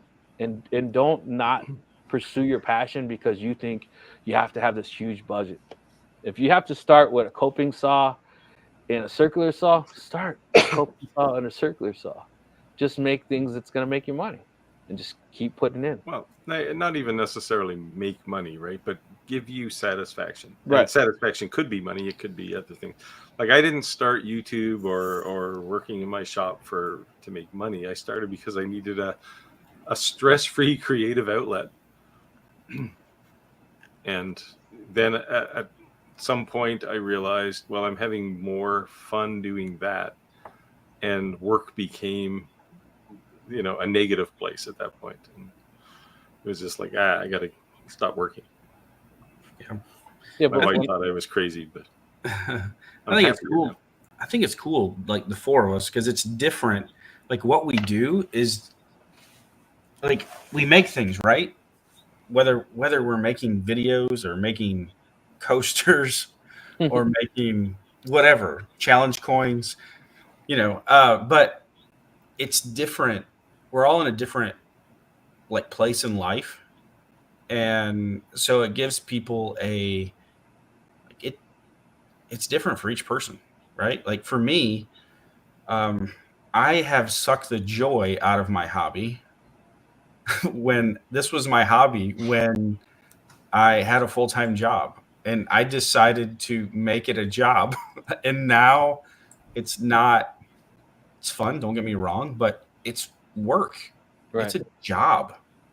And I have to do it when I don't want to. Right.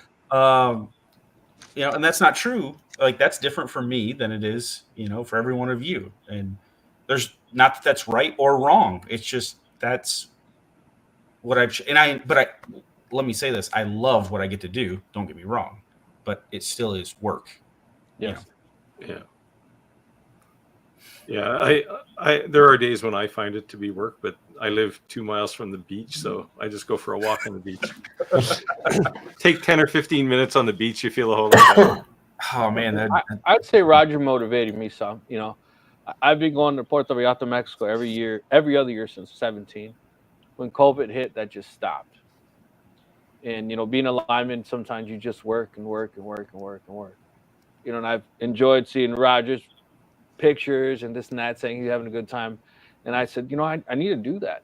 Like I need to spend time with my family. Everything always isn't about money. The whole idea of me from being in the field to taking a project manager job was so that I'm not working 115 hours a week. But don't get me wrong, that 115 hours a week was a high six-figure job. You know what I mean? So when I'm working 40 hours, sometimes I miss those 115-hour weeks. But the point is that, it's a different level in life. Like you were saying, Andy, we're all at different points. So every mentor has a mentor, right? And you may be someone's motivation without even knowing it. So Roger, I'd never even shared that with you. But this upcoming trip for me going to Mexico, that was inspired by you. Oh, thank you. In fact, on this trip, it's not just the wife and I. We've got granddaughter, her husband, and our great-granddaughter with on this one. I brought them all down for the week. It's, they don't really have that kind of income to be able to afford a trip like this. But with, the side hustle we have, of course, it's actually a business now, not a side hustle anymore. But, yeah, it pays for it. Yeah. So phenomenal. We got 30 minutes left here in the live, so if you guys have any questions, drop them in.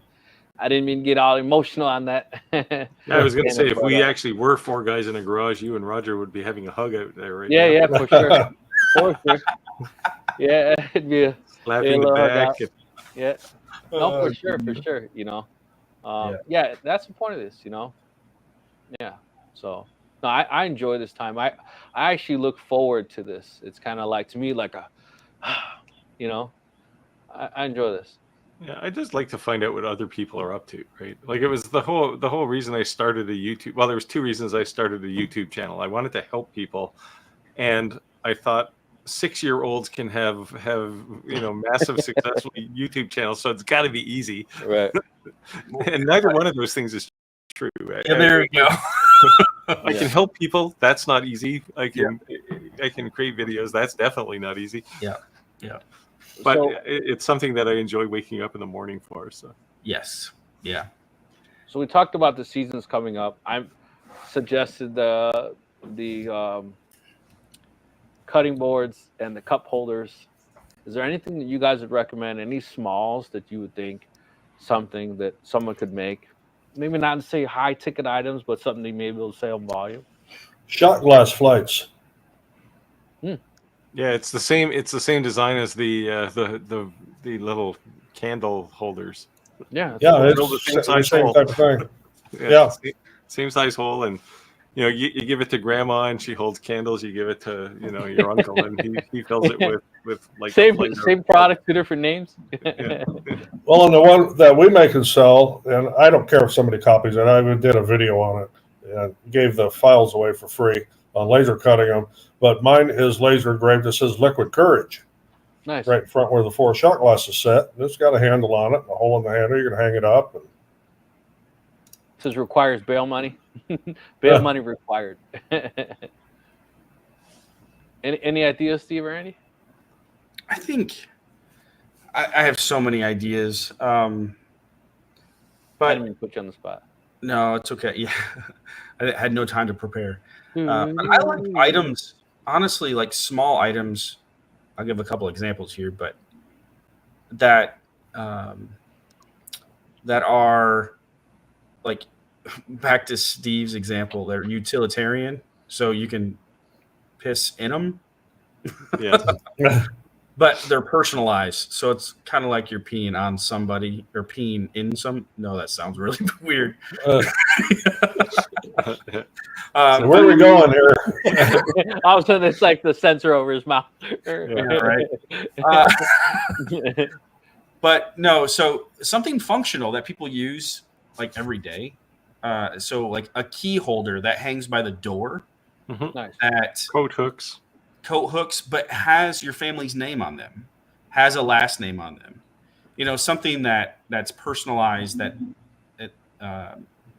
That's a really easy, because people can see themselves using it, and it's unique to them. So the Christmas ornaments thing, I haven't done this. I don't know if you guys have, but I've been seeing it a lot, and I was thinking about trying it. Is that they take the Christmas ornament? I don't know what they're called. They're just like, they're coming the balls, the glass balls. What it's called? Yeah, just the glass balls, and they're just putting them on a fiber laser, and just doing enough just to dust off the paint. And they're taking paint and they're watering it down, and they're dumping it in the inside and just shake it. So it colors. They're just taking the silver off. They're like silver paint on the inside, and when you hit them, you burn the paint off the outside and the inside, so you get where you engrave, it's clear, right? Correct. Yeah. So they're just taking a small amount of paint and just watered it down, and they're shaking it. I saw that a ton of people doing that, and that again could be, I always say turn something into a niche. So to me, it's like baby's first Christmas. It's like any kind of baby's first, anything. Yeah, you can charge a premium price, especially when it's customized. So along those lines, I remember getting ornaments for like first, like we got married, and it was like first Christmas together ornaments, and then like first time in our house, like new home Christmas ornaments. Nice. Anything like any first.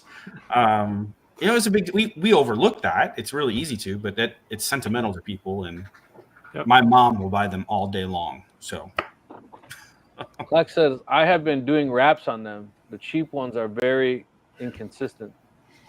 Yeah. Oh, vinyl. See, I and I'm not saying, but I just think the vinyl looks more crafty. Well, it could be a laser engraving wrap too, right? Design all the way around. But I just think that I just thought the whole idea that you couldn't feel it, it more looked like. Well, you would still feel quality. it though. You would still feel it, but it would actually have a really neat effect, right? No, I'm saying not like a sticker feel. Oh yeah. It's not going to be raised. You'll feel a little dimple where you engraved it, but yeah. I went to Hallmark to buy my wife a anniversary card and a birthday card, and I was in Hallmark, and I was looking at some of their ornaments and things like that, and just some of even their signs. They just had a piece of a board with just dumb sayings on it, you know, and they must have had 200 boards. They're not selling 200 boards. They're not stocking 200 boards if they're not selling, right? So, yeah. So I know a guy. He did. I don't know if he's still doing this. This was a while ago. The only thing he did every year was you talk about finding a niche. It was Christmas ornaments, but what he would do is take a photo of someone's pet and turn it into a Christmas ornament. Cool. And he like paid for his whole family's Christmas just doing that every year. Like he started 2 or 3 months before Christmas and would do hundreds of them. Send me a picture of your dog, and it wasn't. I'll have to look it up. It wasn't just like a laser engraved like on wood. I can't remember the design, but that was the concept. Right. Yeah. Could have been like a sublimation, right? Yeah. It was because you can buy the clear Christmas balls, and or the white ones, plain white ones, and they're for sublimation. You can just wrap it on there. Nice. This one was flat. He did it. It was a combination of CNC and laser, I believe. I'm gonna try to look it up. Yeah, but definitely, like I said, that's cool. Yeah, and people love it. Like, oh, I can get a Christmas ornament of a picture of my pet. I mean, that is people will throw money at you. Yeah, this is kind of a tip for everybody. If you want to tweak the money tree, make things for people who have pets. Oh yeah, like pedestals for dog bowls. I made like a wall hook for leashes and stuff. And you put their names on them, like for people who have multiple dogs. It's like, the names. Don't underestimate the cat lady. Yeah. They don't have kids, so they spend money on their pets. Get into the Taylor Swift crowd. Yeah, you can feed your whole family from making cat bowls and things. Well, another thing with Christmas ornaments, people are you can sell them. Stuff. Or for Christmas ornaments too. You can sell them year round. Yep. Yeah, I was surprised with the jack-o'-lanterns. July. I guess there's Christmas in July. That's what it was. And there was another month that they did Halloween in. And someone was telling me that they did more Halloween sales on that off month than actual Halloween. But I guess people do holidays on different days because on holidays you can't always get together with your family. So they like do it on that other time. So maybe all the extended family gets together. Someone said, we buy 2.5-inch wood slices and etch on them for ornaments and sell them all year long. Exactly what you were saying, Roger. Yeah. The Christmas stuff will sell all year. Clack said, LOL, that's what I'm working on tonight. I made an English bulldog. There you go. There you go. Yeah, I can't find a picture of it, but when that song came out, Try That in a Small Town. Oh, I swear to God, everyone in my area who was any kind of woodworker was selling their version of that sign, and it was selling. It was oversaturated, and it was still selling. Not that I take this as you wish, but same thing with the Hawk to a girl. Yeah. Same exact thing. Yeah. Yep. I think Steve has a video with her. I saw that. I do not. They're in Vegas.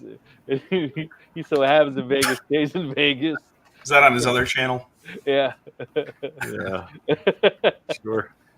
Isn't that crazy though? Let's just think about it's wild. Yes. That we make people like that famous. Yes. And that we're talking about her right. But to me, the thing that was wild when I saw her interview is that she hired a media company like a week after that went viral. Kind of quit her job and talk about a leap of faith, man. Yeah. And you have no real I get if you were a stand-up comedian, you were kind of already doing that, and all of a sudden you blew up, so you're gonna use it to publicize. But like you're a steel worker or something, and like you made some weird comment that went viral, like, are you just gonna be like, I'm gonna quit my job? Like, that's crazy. I think she worked in a mattress factory or something like that. Yeah, it's a factory. Yeah, that was crazy though. So what I'm telling you guys, there's hope for all of us. We just need to say something crazy, and overnight. Yeah. So well, you see, what I took from that is pay attention to the modern media as well, right? Because you never know where the next viral moment is coming from. You don't. Like how many grumpy cat shirts were made? I had one. Yeah. Well, the thing is now you see everyone like kids nowadays when they ask them like, what do you want to go to college for? What do you want to do for a living? People are actually selecting as these kids. They want to be a YouTuber. They want to be an influencer. Like that's the profession they want to grow in because people are highly influenced by this glamour life, right? And we talk about it all the time. Like that's it. It's really glamorous. Yeah, but that's what these kids are, and sometimes people are misleading and things that way. We're not that, but people are, Yeah, well, it's really hard. I've had this thought a lot recently. Like, just by us just sharing what we're doing, no malicious intent to hide anything, or we're just being our authentic selves. Still, even when we do that, you think about a viewer coming into our YouTube channel, they only know us from that interaction. Yeah. And it's really hard to show them, like, hey, I didn't start here. Right. Like, you're coming in 4 years after, like, go watch some of my older content first and then come back, because like you were missing that entire process. Yep. But as a creator, as a content creator, what are we supposed to do? Like, start from the beginning every time? Right. So. Yeah, if you go to my channel and watch a Vogue video I did that comes up higher than Vogue, you're going to laugh because it's crappy, that video. But you know what? I get so much engagement in the comments. Like, it was like 8 years ago, and I'll get like 1,100 comments like, what is going on? Because people start going at it with each other on there. And the video is horrible. The audio is horrible. But you see growth. And, I did the same thing. I some of my early videos, I still have them on my channel, but they're unlisted. And for that reason, right? It's just like, it's so god awful that I loved it. But every video I do, I go back and kind of do a retrospective and say, what can I do to make the next one better? Yeah. Yep. And sometimes that's like buy boatloads of expensive lights and things, but quite often it's just looking at the analytics and going, oh, people stopped watching right here. I'm not going to do that anymore, right? And so I experiment too in every video, but the thing is, it's hard work. Like, you have to. Yeah. That in itself is a job, even though it doesn't pay all that well. Yes. But I enjoy it. I even watch our lives, and I say, if any point I have to like fast forward or I get bored, like I'm bored of video, then how are we appealing to anyone else? Absolutely. Yeah. So you can go back. I unlisted my very first video, which was just like a woodworking shop tour vlog. Horrible. Absolutely horrendous. But my first like project video, it's my second video ever on YouTube, is still public, has 1,200 views, February 25th, 2020. So you can go back and watch it all. Yeah. I think it's important to see, for people to see that, that growth, the evolution. Yeah. Yeah. It's comfort in front of a camera, no awkward or weird pauses, and even just us like meshing well to show these lives. The more and more lives we do, the more and more we're interacting, or we kind of, it's going to change. So just being able to interact with other people, you not just necessarily yourself, Yeah. Like I was just going back and looking at mine. The fourth video I did went kind of viral. It got, was it the fourth video? It might have been like the second or third video. DIY. No, sorry, it was the sixth video I did. I got 103,000 views on it, and it's like, well, this YouTube stuff is easy. And then the very next one, I got 1,400 to this day. Like that was 4 years ago. It's still only got 1,400 views. Yeah. DIY said, YouTube can be a lonely thing. If I start talking about YouTube to my wife, her eyes glaze over. Yeah, my wife is not a YouTube fan. Oh, mine isn't either. No. Hey, Nancy. Nancy Pena. Nancy, is this Nancy Richards? Or is this a different Nancy? Just checking. Yeah. One thing that that's really hard for me, I don't know if you all feel this or not, but and maybe it's back to that, like where I'm at with this whole make thing, YouTube, making projects, all that stuff. I have lost the enjoyment of doing a project for the fun of it. I have not done a project simply for the fun of it, like I used to. Like this all started in 5 years. They need to make a gift. Yeah. And so it's really easy, you know, that thing is like, you know, Steve, you said it, you didn't want another job. It's really easy to turn making money, even if it's fun, it's really easy to go down that path of turning it into a quote unquote job. Yeah, well, it's one of the reasons why I want to do fewer reviews, because those are the closest thing to work, right? Because it's somebody else sending you an email every day going, "Where's my video? I give you a laser," you know. It's just, and so, you know, I'd rather be. And when I have the most enjoyment in my shop, it's when I go in there at 7 o'clock in the morning with my cup of coffee and go, "What am I going to make today?" Yep. Right. And so I'm trying to rediscover that. But to Rick's point, yeah, make things that make gifts, and you'll be inspired again. So last Christmas, I made a complete chess set in a box for somebody. Nice. And I mean, that was like hours and hours and hours of work. And I went, here, Merry Christmas, right? But it was enjoyable. It was enjoyable to make. And you know, it's always fun when people go, "Oh, this is so awesome. Like, I can't believe you gave me this." Because it's a one-of-a-kind item. It's worth, you know, actually monetary value. It's worth thousands, right? They're never going to see another one. So yeah, that's a good point. Maybe I make some Christmas gifts this year. Yeah, it can be simple things. Make those little laser cut, those little signs, those little Christmas decorations that you hang on the tree, right? There you go. Yeah. You know, sorry, Nancy. Didn't make the first Christmas in my new home for somebody else. No, yeah, for someone else. I'll say this is like number 12 for us. So look at this. Clax wants to start a new channel. Keep up the struggle. I already heard he has a fishing channel. I've never seen this fishing channel, but I keep hearing about it. Now it's going to be the. I guess when we get old, we can see Shop Talk Live. We can be the 4 grumpy old men. Well, speak for yourself. I'm already grumpy old. Grumpy old man. I'm definitely up there. Yes, DIY said sometimes you need to turn off the camera and just make something. If YouTube, it's a fun factor, becomes a job. When I first read this, I read Clark's comment is, "Andy, I got a bra." It's like, hey, maybe you should come to my other channel.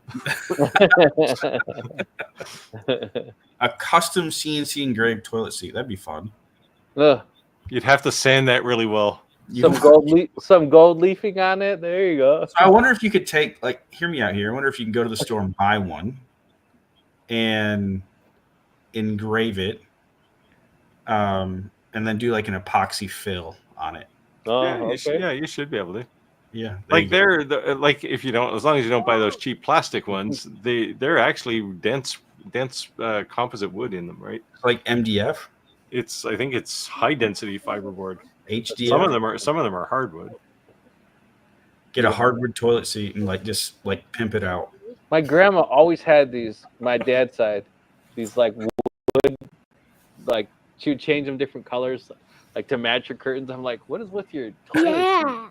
I've never seen anyone have like everyone just has like a white toilet seat. My dad's mom always had these fancy toilet seats for some reason. Are you familiar with the channel? They're more of a maker channel, Evan and Caitlin YouTube channel. Yeah.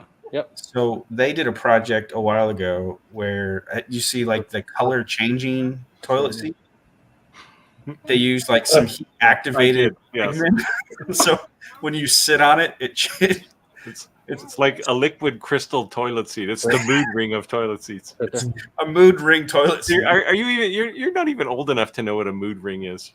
No, I know what a mood ring is. They were a big deal when I was a kid. Everybody had them. Right there. I mean, they weren't a big deal. I just know what they are. Yeah. Yeah. I know, we still got to make the holes. My son said, "Hey, Dad, where's the bathroom thing?" I showed him. He says, "This is just a piece of wood." Could be a bathroom thing. You can't don't break it. I had a lot of sanding on that board. So yeah, you could probably do something like that, and then just put some clearer resin over the top of it and sand it smooth. Grab me that. Yep, there you go. So like, grab me that right there. No, that stuff in the bottle. The bottle. Yeah, there you go. The bottle. Yeah. So a toilet seat is a good example of being both utilitarian and art. Yes. I know a lot of people make their own, but man, I'm telling you, and this is no plug, I love this stuff, man. Yeah, that stuff's good. Home Depot? Yeah. Yep. I love this stuff. How do you use that? Yep. You know, you see the... That's bad when you can or good, I guess, when you can recognize, where that's sold. You know what's bad is when you've seen it and you see it on the shelf. Yeah. I told my wife, go down. Where's it at? Okay, are you seeing this? Yeah, keep going. Yeah. It's on your right hand side. Yeah. Are you seeing this? Yeah, right there. One down. All right. Oh, look, Nancy's daughter just got her a mood ring. I didn't think you could still get these things. There you go. And Clack has Clack's toilet seat. He should put a little trademark symbol behind that, because otherwise I'm going to use it and I'm going to sell hundreds of them. There you go. All right, guys, it's a new challenge. Can you make a unique toilet seat? I should do that in my community. Like, it should be like a community project. Like, everybody, like, that's it. Yeah. Make your best toilet seat. Yeah. And then maybe we have them all submit it, and then we vote on it. Yeah, there you go. You can do that right here. And then bring the winner on the live. Yeah, we do it on. That's what I'm saying. We do it on a live. Yeah. Oh, you got to join now. You won. I am prepping. I'm almost ready to be able to rebroadcast from my workshop again. So nice. I could do something live soon. Yeah. Very cool. Won't be able to hear me if it's on the CNC. You have your CNC in an enclosure, right, Andy? Not anymore. Yeah. Not anymore. I tore it all apart. I did when it was in my basement. When I built the new shop, I got rid of it. Because did you not like it, or? I liked it. There's things that I would do differently. Like I used it I had the double decker enclosure. I had two Shapeoko stacked on top of each other.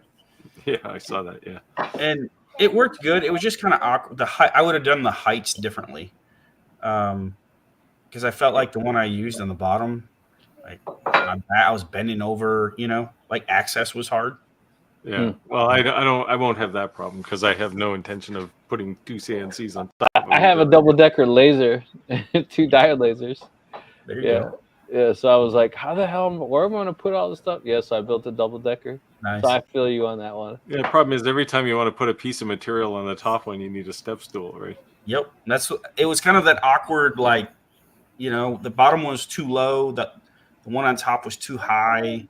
It was weird. But honestly, an enclosure, I loved it. So I built it because I was in the basement of our house, and dust, noise, and I did it when my son was born, so 3.5 years ago, to try to keep it quieter and kind of contain the mess. I was gonna say you built an enclosure to keep your wife quiet. Yeah. So in your shop now, do you have any kind of air circulation system, something that cleans the air or anything? I just have like the when dust like scrubbers that hang. This thing?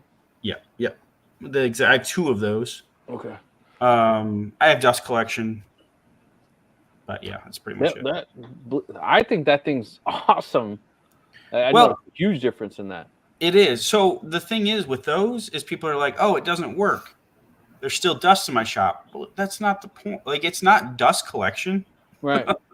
It's an air purifier. Right. But when you clean that out and you look at that filter, that would have been even breathing it in. Like, yeah. And you know what the thing is? Like, I guess I don't realize how dirty it is until I pull out a new filter. I'm like, oh my God. Like, whoa. Yeah. You know? Yep. So, I'll hang a couple of the, move them. I actually just moved them from the basement out to the shop. We're almost done with this like 18-month process of consolidating everything. It's like moving, cleaning up 5 years of mess. Like there's dust in places that not in me in our basement that I was like, let's just call like one of those disaster companies that like come out and remediate it because that's the point it's at. Oh, yeah. Well, anyway, I am thinking about putting my CNC in a box just to keep it quiet. It's not a bad idea. I think you'd like it. Yeah.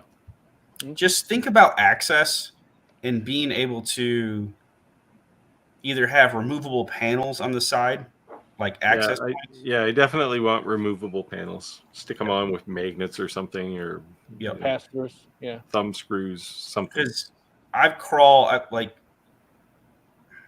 had access on 2 sides, but still I found myself crawling in there sometimes, laying on my back, I had to reach the back of it for some reason. But yeah. Where are we at here? No matter which level you're at, it'll put. No matter what level you put it on, most use will be the awkward one for sure. That is true. He says, "I need a forensic cleaner for all the nooks and crannies in my shed." Yeah. Are you admitting to something, Chris? We're his alibi. I was on live. I've got to clean up all those severed body parts. Yeah, right. So my collects dust like a cheap bar with sawdust on the floor. There you go. I have that, Wayne, and I also have a big commercial air purifier. Nice. And because my wife was complaining, our house smells like a gerbil cage because all the wood. And I do have a 6-inch exhaust that exhausts out, but that still doesn't do the dust, like you said. That's still, I'm doing a lot of sanding, things like that. But yeah, that definitely helps. But what I was surprised, I have the, I forget the brand. It'll come to me on my lecture. But one of the air purifiers, it actually has a gauge on it, and it tells you the percentage, how clean the air is. Oh, that's cool. And I'll be doing something down here, and I'll go upstairs, and it'll be like 67%. And I'm like, whoa. And then you'll see it start going up. So it, because at the end of the day, when you're doing work in your basement, where's your furnace? Where's you getting the air from? Yep. So just things to keep in mind if you're working from home. Obviously, you want to keep your family safe. But yeah, and air purifiers and cleaners are pretty cheap. So they tend to be on the last of the list because you're trying to get a tool to make money, not something to stay safe, right? But yeah, looks like we're 3 minutes after, so we've got time. Hey guys, thank you for joining with me in this live. I like the way this our lives are growing and we're meshing well with each other, and I like to see that the audience continue to come back and us really not just growing a global audience, not just local. So that's really cool. But yeah, you guys anything want to say anything on close out? I don't know. I just saw Corby's comment there. Like, Corby, did you just arrive or? Hola. Like, did you just arrive in time for us to say see ya, Corby? Yeah, that's gonna be buenos noches. Yeah, well, I can't say that because I'm on the other side of the country from you. You're on the other side of North America? Yeah. Well, the other end, the north end. The north. Yeah, there you go. All right, if you don't join our lives every week, make sure you don't miss November 20th. Longer will be on the live with us, and we'll be doing a laser giveaway. The center one that's right to this side of my head right here will be a brand new laser directly sent from the manufacturer, not the one that's in the background, but I just have it there so you can see what we are giving away. But thanks everyone for joining. Appreciate it. God bless, and we'll see you next week. Yep. See you next week. See you, everyone.